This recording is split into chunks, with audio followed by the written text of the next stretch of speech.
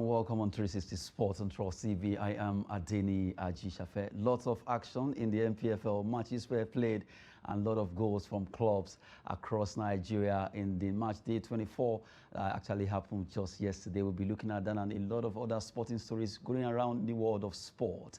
You're welcome on the show. Now joining me is Olawale Peters. Good to have you. Good morning, Adeni. It's a pleasure to be here. Okay, we'll be starting with actually volleyball this time around. That's where the National Division 2 is actually starting in Jalingo, Taraba State, where all the teams are ready to show their class when it comes to volleyball sport.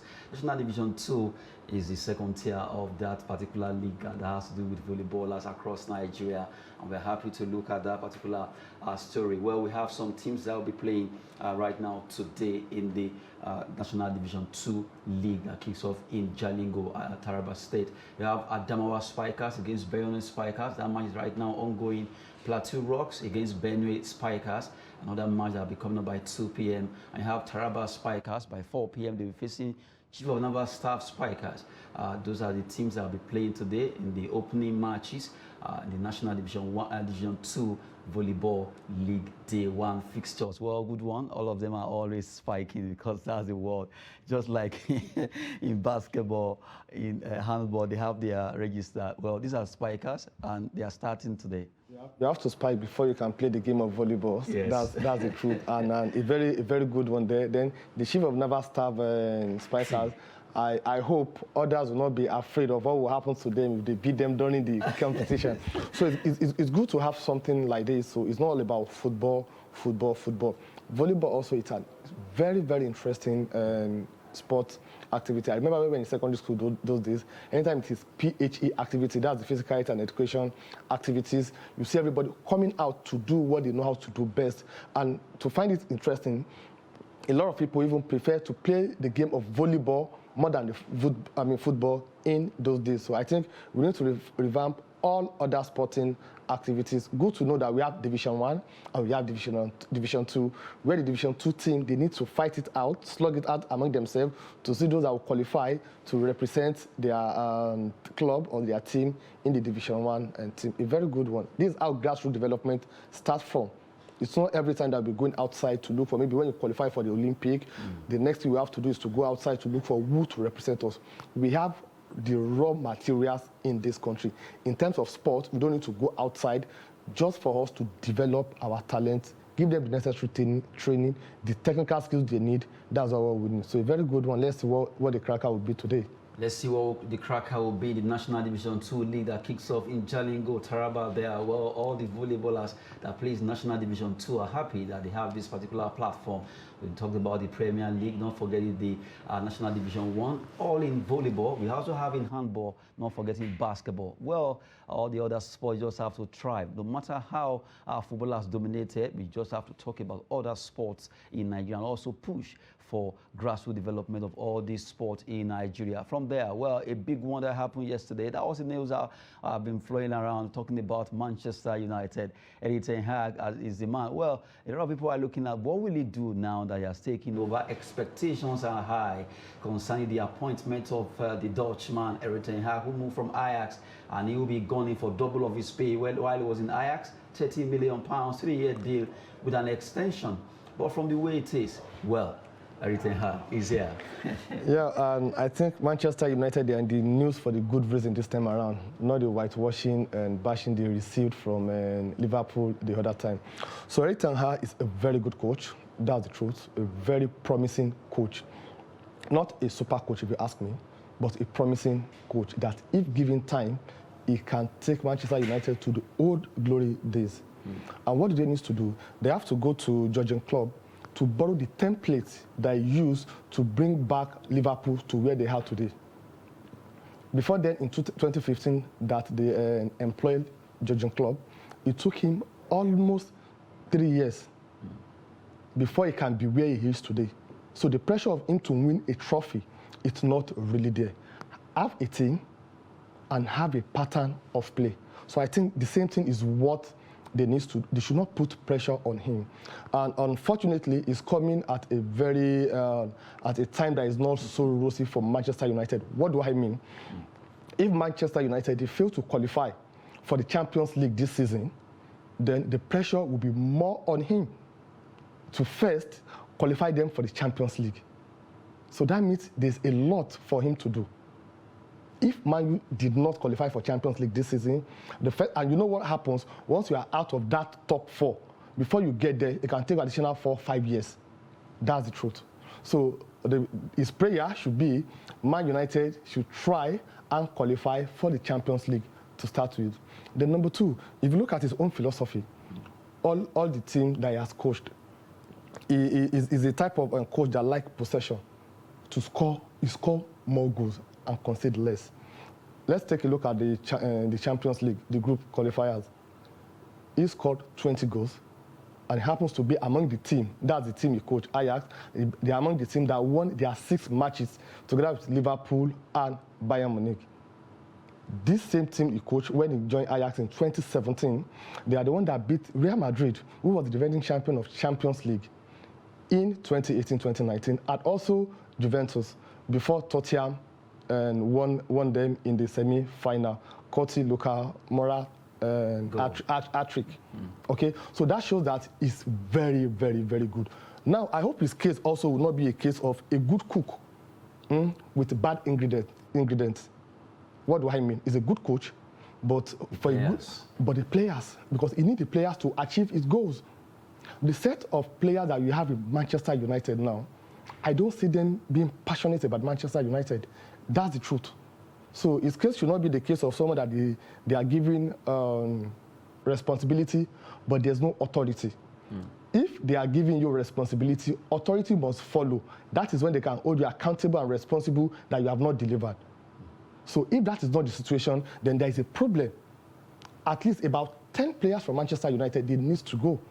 We are talking about a coach that believes in you holding a possession for more than 3-4 minutes without losing the ball to opponents. That is his own philosophy. That's Erik ten Hag's style. That is his own style. Same with Pep Guardiola. So he needs that kind of a player to be able to achieve what he needs to achieve. So the target they should give him, if you ask me, number 1, they need to have a team. Manchester United, they don't have a team currently. They don't have a team. So they need to have a pattern of play. And from his own tactics, he plays more 4-2-3-1. 4 defenders, 2 box-to-box players that are very defensive-minded, and 3 exceptional and outstanding attackers. Then 1 prolific striker. That is what he believes in. Now, if you ask ourselves, the current Manchester United squad that we have now, do they have that? Capital? No, they do not have that.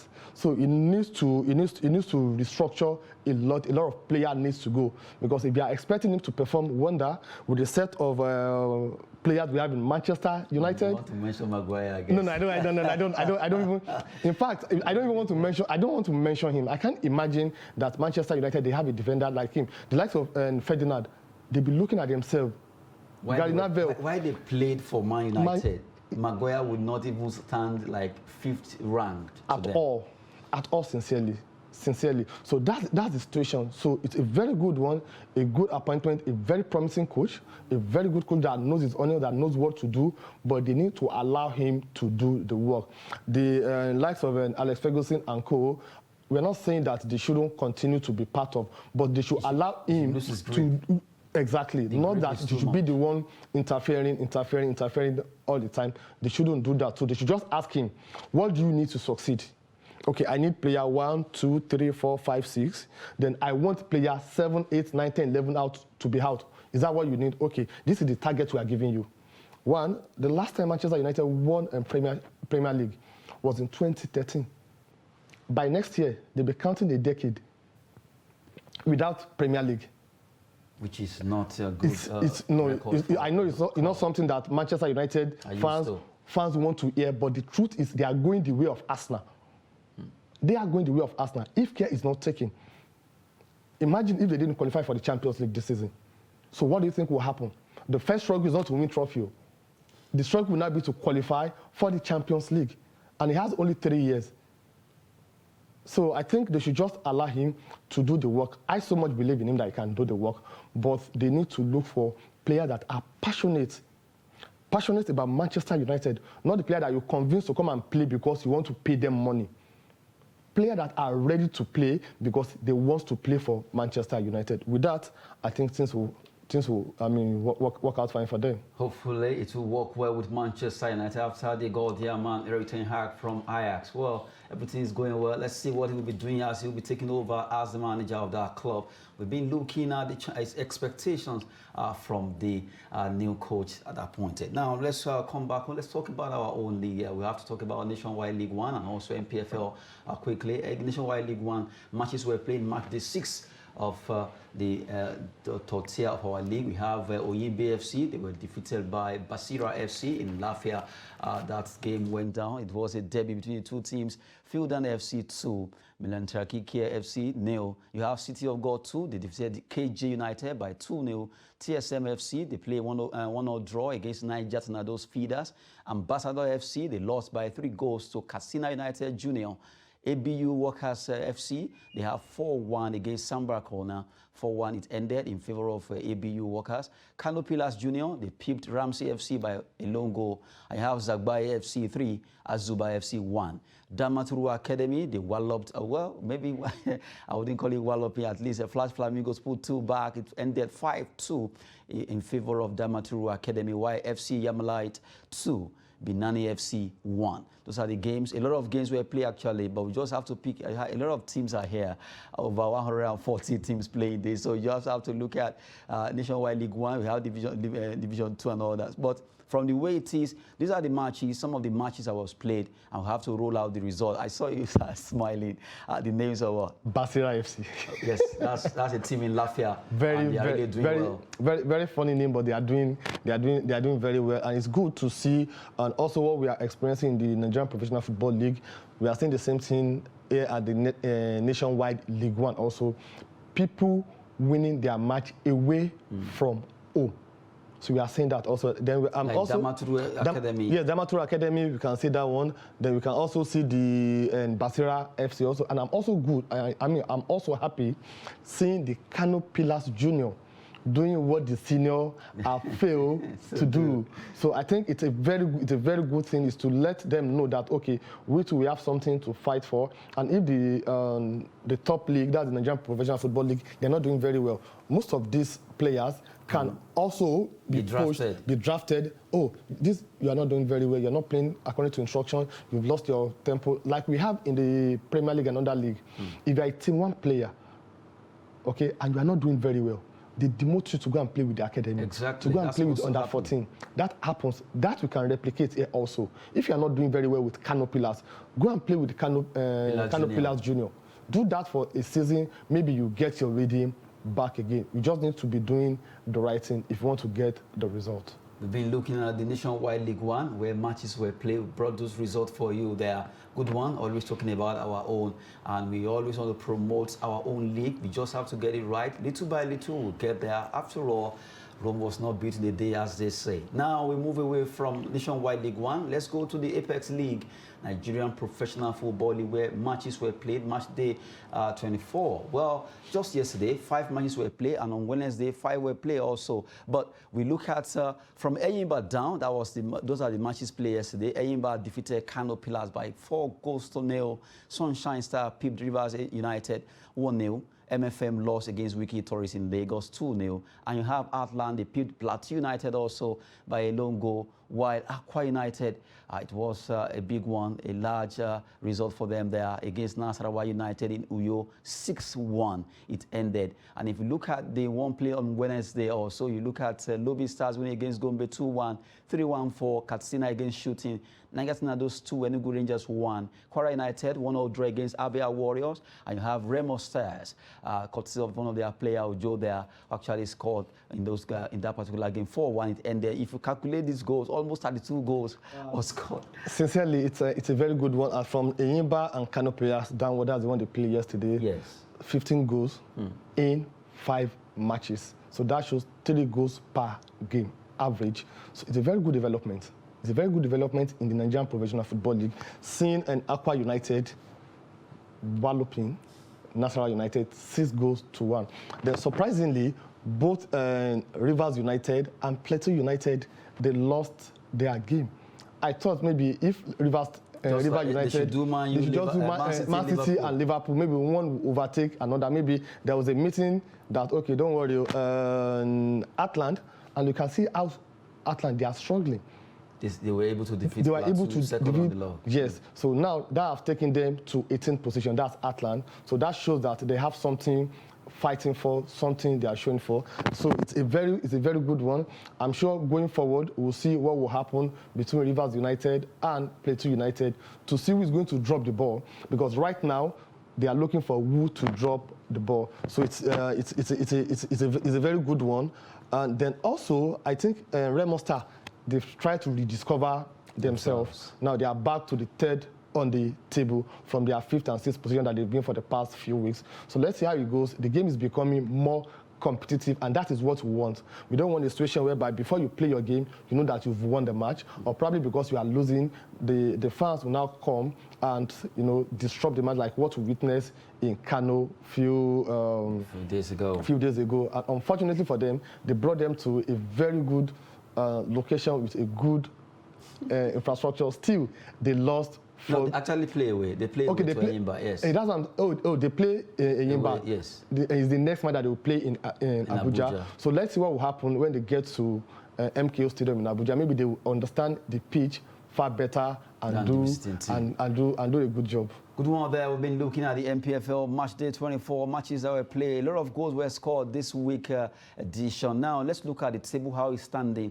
Despite losing, Rivers United still stand at top there with 52 points, ahead of Plateau United, also standing second, 48 points. Remo Stars closed the gap a bit, and now they have 40 points after winning their game. So it's 8 points between Plateau United and Remo Stars, and you have a lot of goals, about 12 points between Rivers and Remo Stars. Rangers are 4th on the log. You have Kwara United standing 5th there. Sunshine Stars of Akure, they are 6th with 36 points, alongside Aqua United, who walloped Nasarawa United 6-1.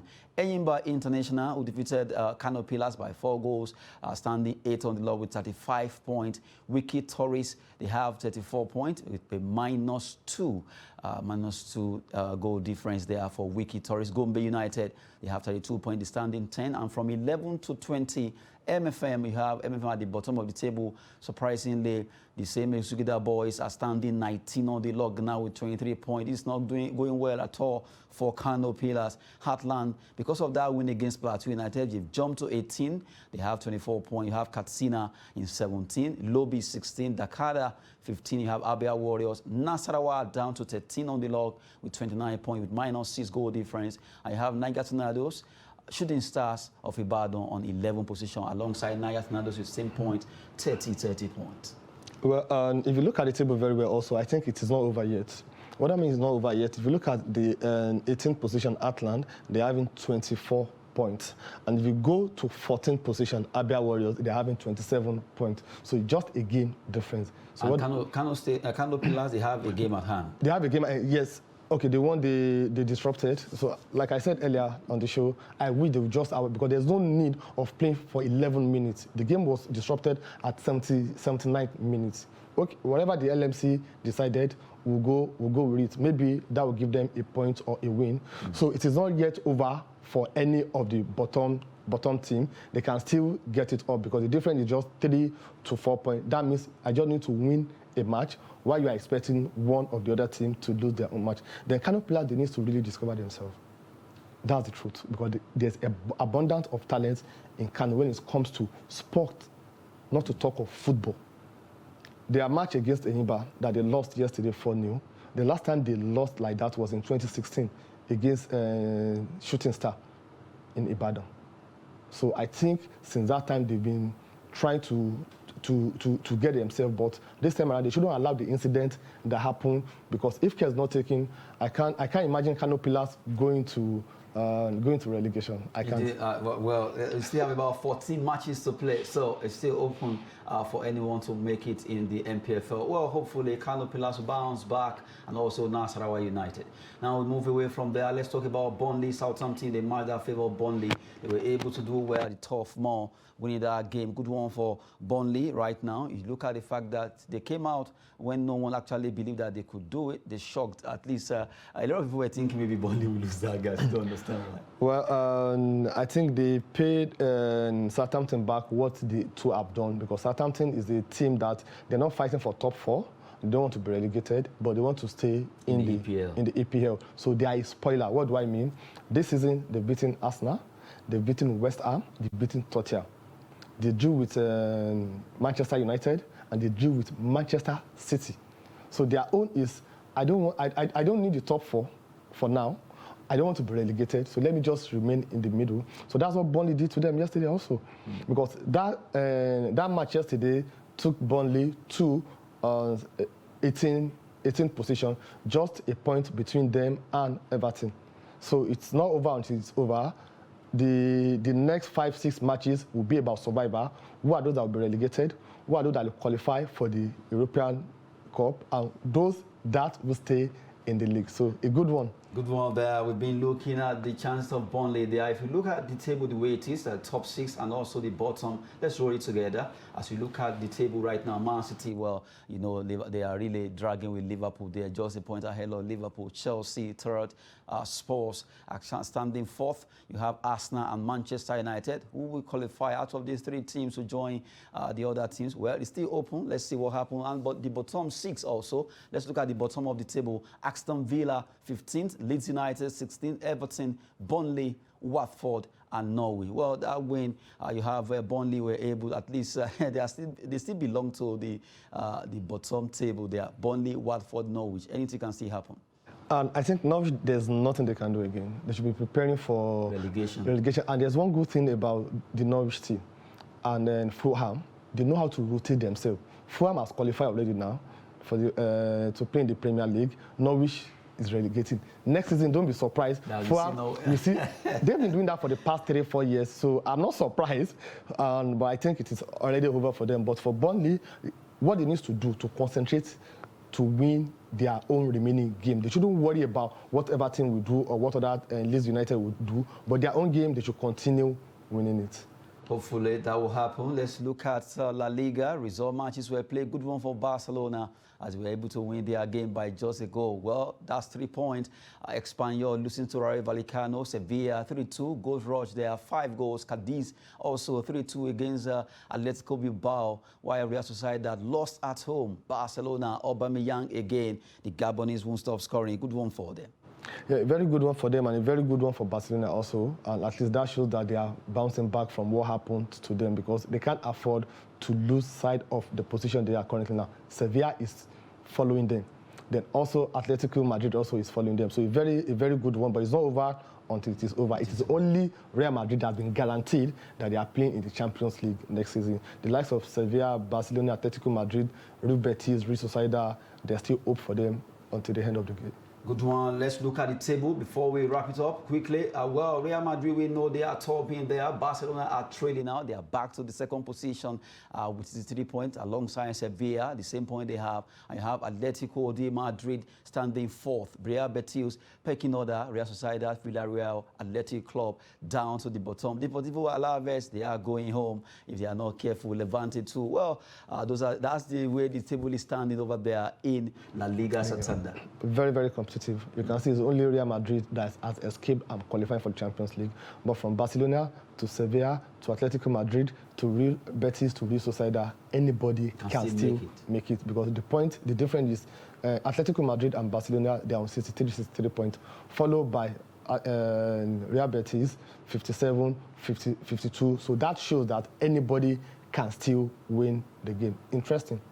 Very interesting there and very competitive in the La Liga Santander there. Well, that's it on 360 Sport. We have to go now.